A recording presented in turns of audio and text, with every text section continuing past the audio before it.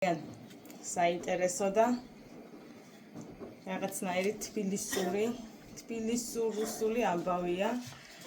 ჯაბა იუსელიანის დაწერილი პატარა რომანია, თხელია და ქვია სანიტარული მატარებელი, რომელსაც გადმოყავდა ქართველი ელიტა და გააჩერეს სია ჰქონდათ და მოვლენები ვითარდება ძალიან საინტერესოდ.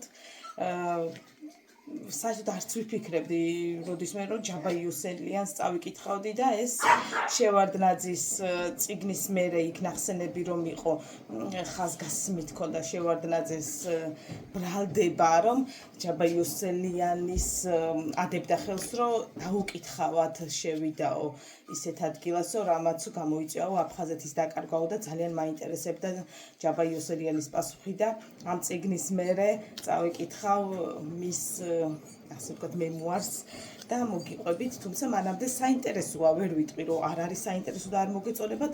ჯაბა იუსელიანის სანიტარული მატარებელი კარგი წიგნია და წაიკითხეთ აუცილებლად. როგორც მოგახსენეთ, მატარებელზე სადაც ეწერა რომ ენდეთ და მიიყვანეთ დანიშნულების ადგილამდე და იქ განვითარებულ მოვლენებზეა და საინტერესოა უდაოდ.